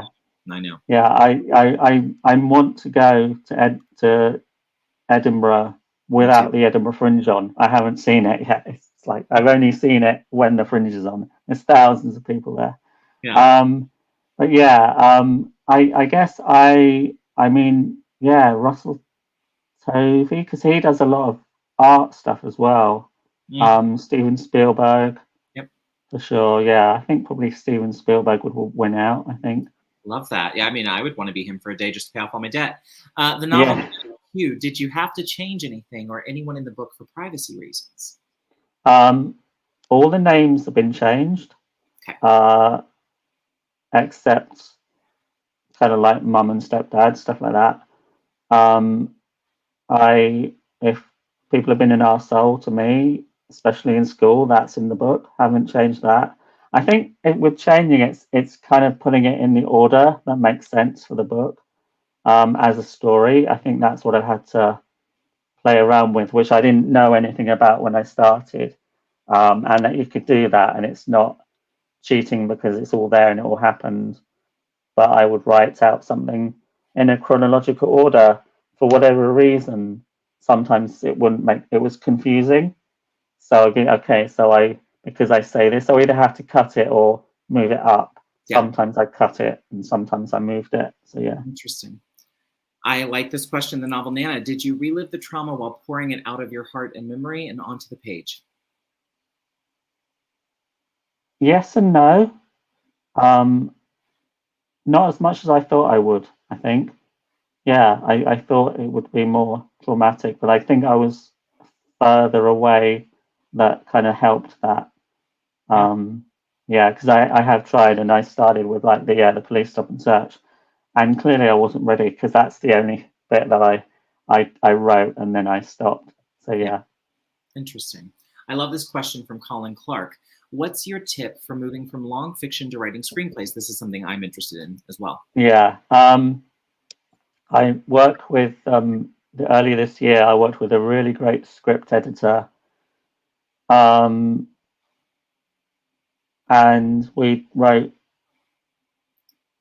gosh, I'm going to look up her name, Pilar Alexandra. I wrote 25 pages at a time, and then I would send it to her. She would feedback. I would rewrite that 25 pages of the full script, and then write the next 25 pages. And that also helps actually in structure. And it can be 10 pages because you know something major has to happen at the end of the 10 pages. Structure can be as simple as that. But just, yeah, taking it 10 pages at a time. And also, a friend also said, he used the phrase as a consequence, which is really good because when you're writing about character, it focuses you on that character and everything is about that character did something as a consequence. He does this as a consequence. The other character is now involved. And it was a really great tool to focus. So that's especially for TV as well.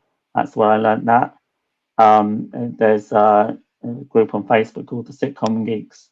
and they're really great. And yeah, just that as a consequence keeps me focused on the main character and the story outline. And that's the other thing as well. I would say make sure you have a really solid outline before you start a much longer piece of work. I can't write without an outline, and I still skip too early to the pages, and it's really annoying. Yeah. I do the same thing. I mean, I'm an outline by trade. I want to get, yeah. The novel Nana asks, if you could ask me 3 questions, what would you ask? I love that. I feel like, because I think your YouTube channel is amazing, so you kind of cover a lot of that. Yeah, so but just about the Crohn's journey and everything, and you know, you're inspiring people, definitely. And you know, I want to be as brave as you in kind of getting myself out there and all that stuff. So yeah, so I would either just wait for a new YouTube video, or I would want to ask him some really personal questions about his home life and stuff like that. Which you want me to put up a camera and you can see Ricky and I fight in real life. Oh no, don't say that. Don't ruin it. Don't ruin it. Not fight. We fuss. We don't really fight. We fuss. Kind of argue, kind of couples. Yeah. Totally. It's probably healthy, to be honest. Oh, 100%. We are forever fighting over how long we should be folded. Like, oh my god, yes. This will be the battle until the end. Just wait. Please, that's the next video. Literally the next video. It will go down to the end. It's all about socks. And it's all about whether the socks should be dangling or back in. And there's always that sock that is missing, and you know, you put it in the washing machine. One of those things. In writing the memoir, were you able to heal from some of the hurt from the past, or had you healed already? The novel Nana. Thanks for all these questions, novel Nana. These are great questions. I know. Yeah, I keep saying big. Yeah.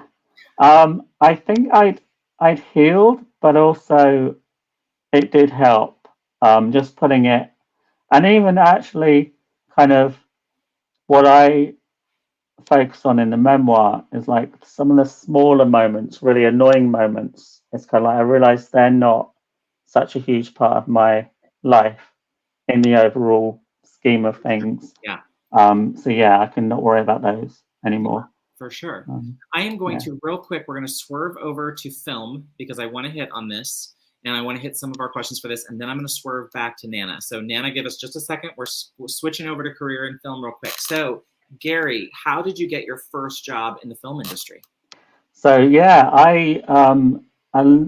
pretty much everyone starts out as a runner, which is basically a general dog's body. They do all the work, making the cups of tea, going to pick up things, and everything like that. I want to say, and this is not true, but I want to say I did not start out like that, but I actually did, because 2 work experience placements, I was a runner. But that's the only time I've ever been a runner. And then I went down the Arts Council route to raise funding, and my first application was successful. And then I was then able to make my second film. And also a friend who was doing a disability scheme saw my CV and saw all the training that I had on it, and asked me to direct his film, which I never directed, which I think is really unusual. But yeah, we ended up in a flat in London, and it was about a disabled escort. And yeah, and it's still like got into like 4 festivals, Croatia festival. It was featured on a Greek blog. It was shown at the Liverpool Lesbian and Gay Film Festival. It was shown at the BFI, which is the big kind of cinema. Yeah, and the Disability Film Festival. Yeah. Oh, that's amazing. My name is in there in the kind of booklet that they have every month, the program. Like my name is in there with all these other short films. I love that. That's so cool. Yeah. What jobs have you wanted to do in the film industry, and which of these jobs have you been able to check off your list? I think I've kind of gone straight to directing. I suppose kind of assistant directing. I would love to kind of shadow. So kind of assistant directing is like that. It's not as, I don't know, I was going to say it's not as hectic, but it actually can be depending on the type of shoot. So yeah, so I've always loved directing. Anything that is close to the actors, that's what I want to focus on. Love that. All right, how about this? Which project have you worked on in film that you're the most proud of? In film, it's The Dog and the Palace, and Extra Time.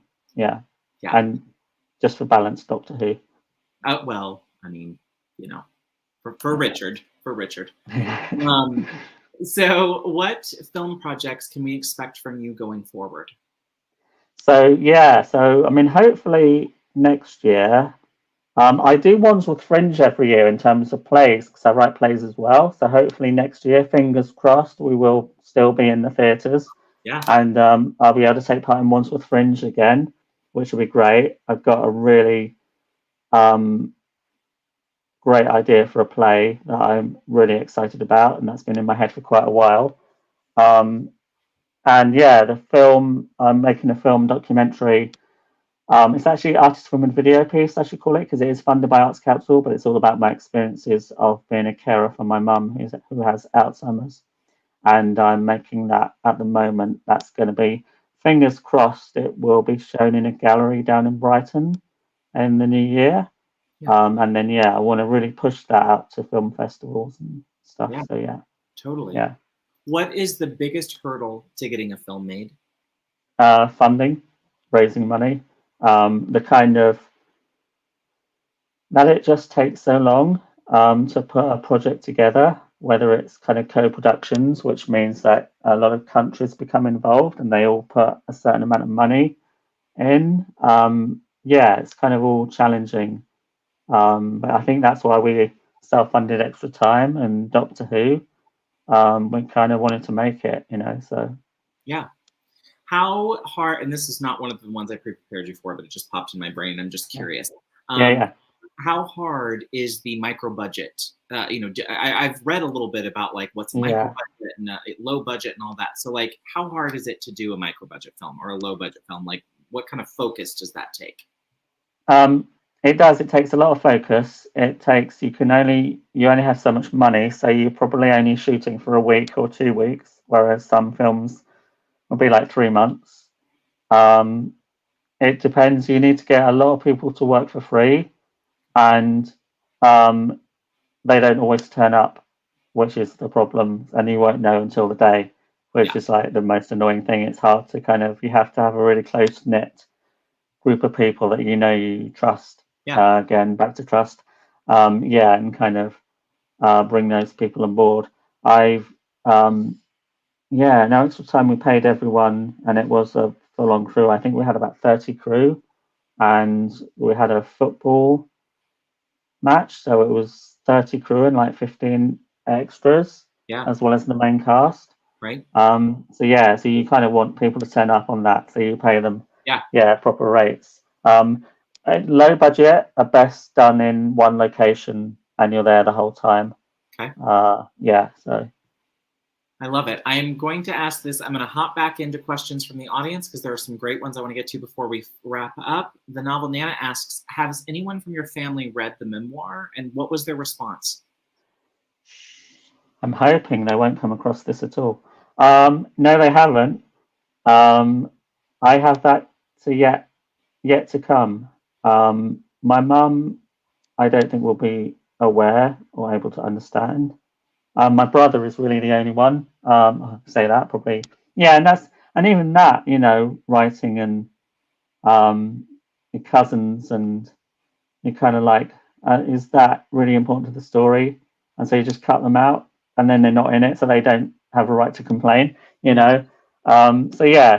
that'll be interesting. I feel like I've been honest. My brother, slightly annoying. He seems to remember much more than me. But I've also, without him realizing, used his knowledge for the book. So he's filled in the details, and then I would go and rewrite that chapter. Because I was like, oh, that holiday was that. I don't understand why, because I'd remembered it wrong, and then he'll tell me where that holiday was, and why we ended up like running through Paris when my mum was trying to divorce my dad, and he filled in like all the details. Only running through Paris because it was a quicker flight home. There's reasons, but interesting. It's not glamorous. That's the thing I want to point out. It was not glamorous. Well, let me ask you this, and this was not one I prepared you for, so if we need to skip over it, just tell me. But I'm curious. have you made peace with your mom a little bit and some of the stuff you went through as a kid and all of that? Like, I know she's going through Alzheimer's, so it's past the point where you're ever going to probably feel that connection. But do you feel you got that? Yeah, kind of. I mean, I looked after her for 4 years as on my own as a only carer. Yeah. I feel like because we've always lived together, and that's what I realize now about the time. You know, now it's so weird. I've never lived on my own. Yeah. Now I am, and I have the place to myself. Yeah. And there are upsides. But yeah, you know, I feel like it's weird. It's that family and that dynamic of what do you do when you can't do that. I feel like I did like a long time ago. I kind of made peace with it. But yeah, and then there's again a memory that pop into my head, and I think, wow, that's really rubbish, you know. But I think either I've made peace with it or I've completely forgotten the stuff that she did. Yeah. But yeah, I feel like I've kind of made peace with it, and especially again that was when in my 20s reading Frankenstein and stopping blaming people. Yep. It was always my mother's fault. My dad was hardly there. They were married and they got divorced when I was 14. But yeah, when I stopped blaming people, I think that's when I sort of had that thing of I call it stop blaming people, but it was the start of making peace with it, I think. Yeah. Well, I think it's okay to be angry or hurt at people's failings, but and I've had this with my own dad. I haven't talked to my dad in a number of years, and I won't. But part of that is I don't have any anger left, right? And I'm not angry. It's just we need separation from one another to be okay, you know. But I think there's peace made, right? Like he could leave this earth tomorrow, and there's nothing left unsaid, right? That's a good place to be. Yeah, definitely. Yeah. So I just was curious about, because again, as I said in the beginning, the part that leapt out to me reading especially the early part of your life is you kind of look around and go, who in the hell was taking care, or like not taking care of, but protecting this kid? You know, who was, when this kid came home and was telling what's going on at school, who my mother would have gone in and killed somebody. That's looking back going, whoa. That's the thing. I don't think I ever said. I stayed quiet, you know, for the first 17 years of my life. Even when I was at home, I never said. And maybe that's why then my mum didn't believe me when I was older. But yeah, I never told anyone about it. I would bunk off school. My mum worked for a doctor's receptionist. She gave me the cards from the doctors. I wrote them and forged her signature on the card. So I had a doctor's appointment every geography and French, I think it was. Definitely geography. So those afternoons I was out. I wasn't even, and they had registration separately. So I'd go to the register, then we'd go to the next classroom for the afternoon class, and that's when I legged it out of there. So yeah, but like my mum gave, so she, you know, it's that what they give, but it's more maybe with my stepdad. Again, it's kind of he was awkward, weird, horrible. Not, I don't know, maybe horrible isn't the right word, but yeah, it's more. I would have more of an issue with him. Sure. But yeah, I kind of I don't know if I said anything that I wanted to say to him. But he also married my mum and, you know, paid for everything. And, you know, given us the life that we had. Because it wasn't horrific. Like, that's not an excuse to do horrific things. Right. But yeah, you know, there's positives. Interesting. Jenna asked a question that I absolutely love. Which novel needs a film adaptation, and which novel never needed one but got it anyway? I mean, that's a great question. I mean, War of the Worlds has, I don't know, is it? I think there's more, no, maybe that's probably the Richard loves. Oh God, Richard loves the War of the Worlds remake. Richard will never speak to me again. I think you could do too many adaptations, which I think is what I was getting at. Obviously, Jeff Wayne's War of the Worlds is the best thing ever. and hopefully we might see it in the new year.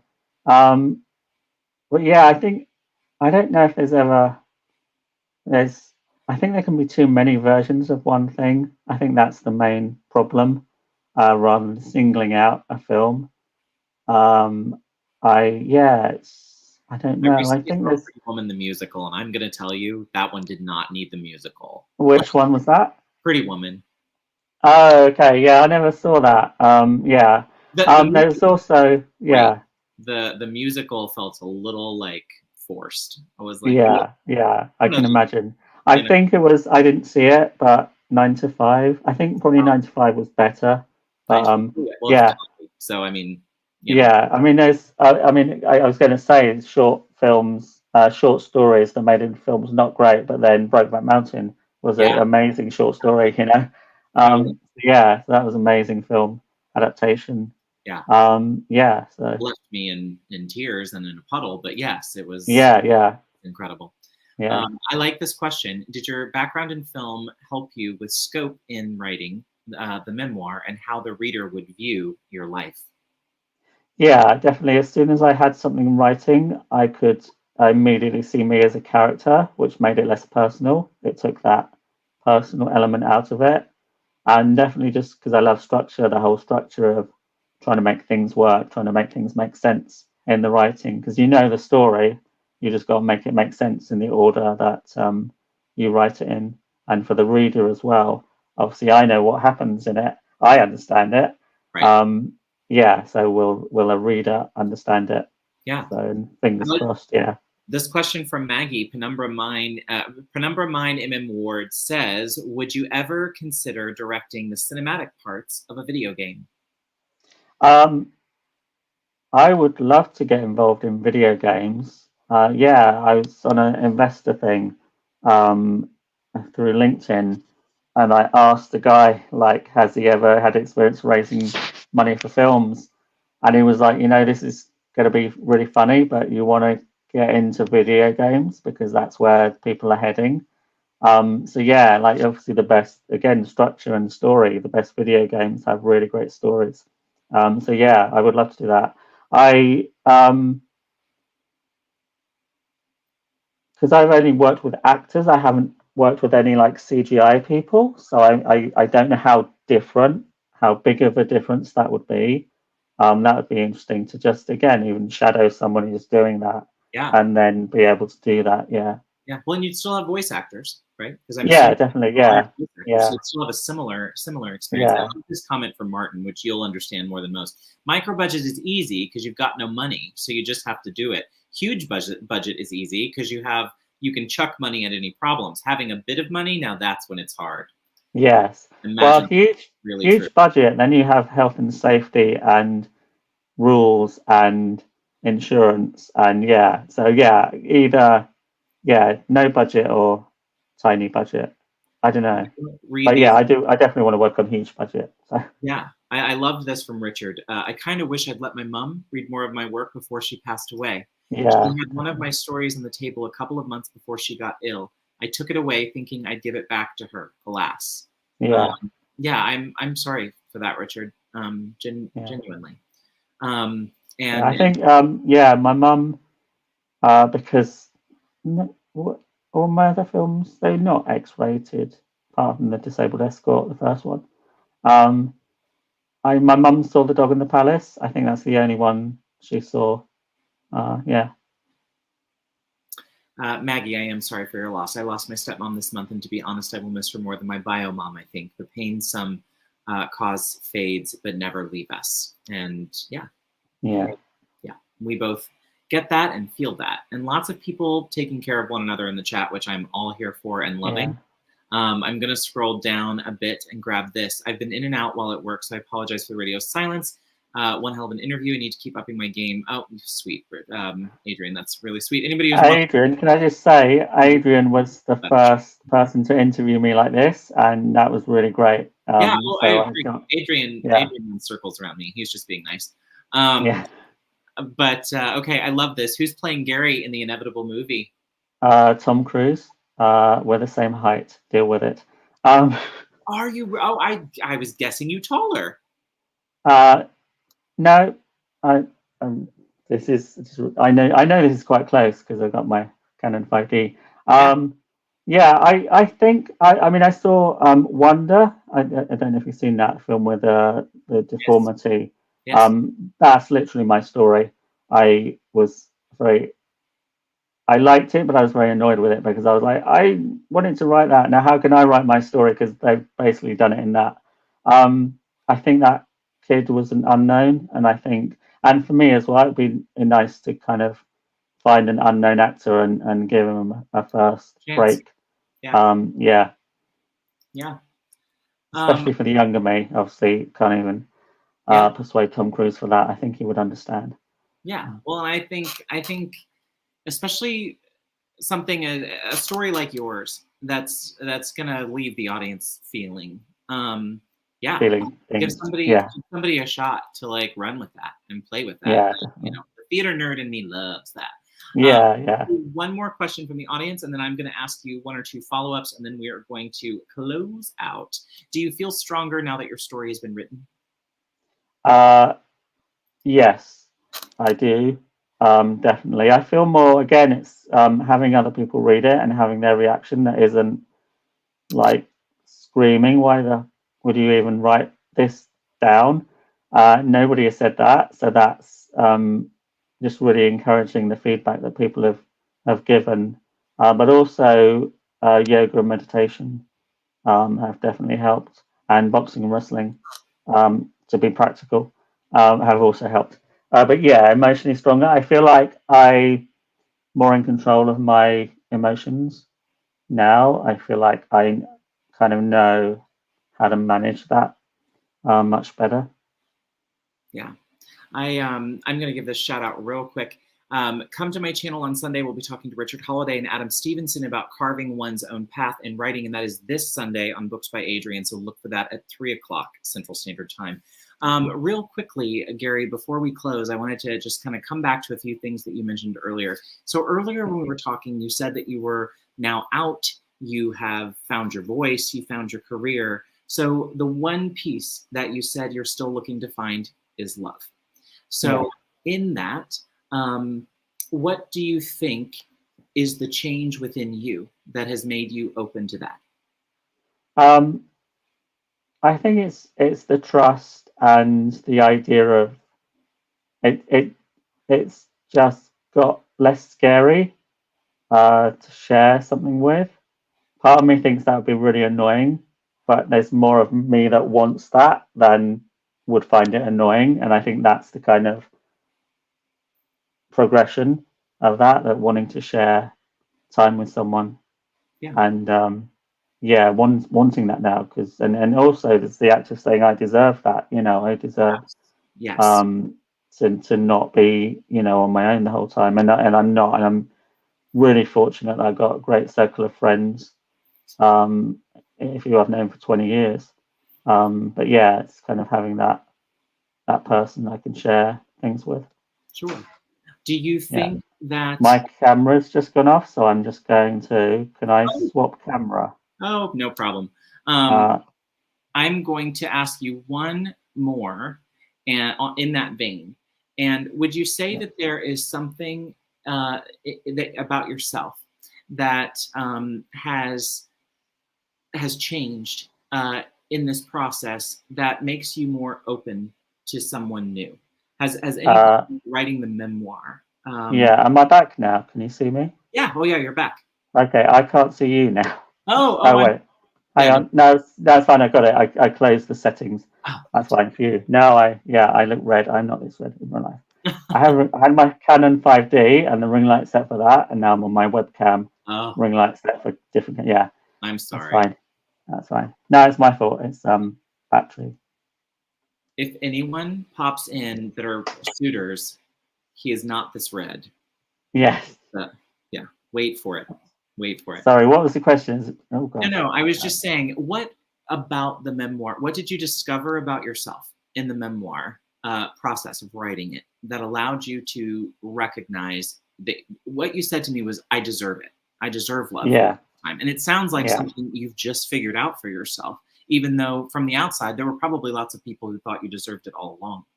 So Yeah. was there something in the process of writing this book that let you see that you did deserve that love and it was time and ready to be? Yeah.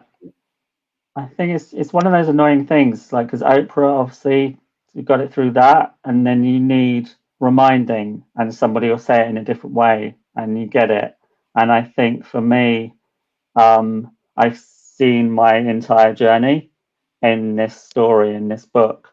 It's this compact thing, but I'm just like, fucking hell, I did all that, and I really fought for, like, I literally couldn't talk properly until I was 9, and I know now that I have a voice and I can use my voice. It was always I would write and be the writer and director, and actors would say what I want. And this was definitely after finishing the book. Now it's like, of course, it's my voice that's going to tell my story. Like, duh. Yeah, but I didn't realize that before. And it's that thing of as well being kind of slightly afraid still to do things like this. Yeah. But yeah, there was a moment after I'd written it that I was like, no way, of course it's my voice, my own voice that can tell my story. Who gets it And better? yeah, And maybe learning your own strength. yeah, definitely. And being reminded of that, having kind of little reminders every now and again. Yeah. Yeah. Because it's impossible to read Fixed and not walk away from it recognizing your strength and your resilience. Okay, great. Yeah. And, Cool. Thank you. I Yeah. think that is the takeaway and the through thread for me of this time together and discussing this. I, Gary, want to chat with you again sometime. So we Yeah, might definitely. do this again. And when you Yeah. get agented, I want to have you back on so you can give us all of the nitty gritty of what the querying process is like for your Yeah. side of the ledger for the nonfiction Yeah. side. And of Yeah, course, definitely. celebrate with you when the thing comes out. So Yeah, definitely. film projects, all the things, please come back to us and hang out with us and share more of your journey. I can't thank you enough for coming and appreciate you being so open with all of us. And being Same. And I really want to thank you as well. And you are, an inspiration to lots of people. I love your honesty, and that's what I need to learn to put myself out there, really. And so thank you for giving me the opportunity. 110%. I would do it over again, and I'll tell you, my honesty gets me in a lot of trouble. So keep doing it, and it won't lead you astray. Gary, I'm going to turn it to you to say goodbye to everybody. Remind everyone where they can find you. All of Gary's links are in the description box below, so be sure to check that out. I'm going to give Gary full screen, and take it away, Gary. Yeah, thank you so much, everyone, for watching. I couldn't really keep an eye on the chat, but there have been some great questions, and I'm sure some great comments. I will go back and look at the live chat. So yeah, you can find me on Facebook as facebook.com/film on film, on Twitter and Instagram as GS Thomas Writer. And come and follow me on Twitter and Instagram. And my YouTube channel is Gary Thomas Writer. So yeah, follow me and come and chat. Thank you. Yes, and yes, you got to see me cry a little bit. That's true, and that's okay. And I am going to answer this really quickly for Maggie. Yes, next week is Crohn's and Colitis week, and yes, I am not going to do a daily anything. I'm going to do an announcement on December 1st through Instagram, and I'm going to be supporting Morgan Lee. She's going to be doing daily videos, and she and I are doing a fundraiser for Camp Oasis, which is a camp for kids with IBD. And is in a live stream where we're going to bring on some folks with Crohn's and do a discussion panel with everyone, probably on the last day of her 7-day for that week. So I'm going to be kind of participating in my own way, but I've got a lot going on emotionally and stuff, so I can't commit to it full time. So this time. So love you all so much. Appreciate you all. Maggie, thanks for stopping in. Richard, Colin. Books by Adrian, be sure and check out his stuff. Stephanie, I love you to the moon and back, and thank you so much. Bex, thanks for all of your wonderful questions. Jenna was here, Ben Pick, Rachel Terry. I'm going to forget somebody, but I appreciate Novel Nana had some great questions. Nana, for sure. Thank you. Those questions. Martin Lejeune, how could I possibly forget Martin? Margaret Pinard was here The earlier. not so cheap Martin Lejeune. Not so cheap, not cheap at all. But I appreciate all of you. I thank you all so much for hanging out with us. And with that, we bid you adieu. Bye, everybody. Have a great night.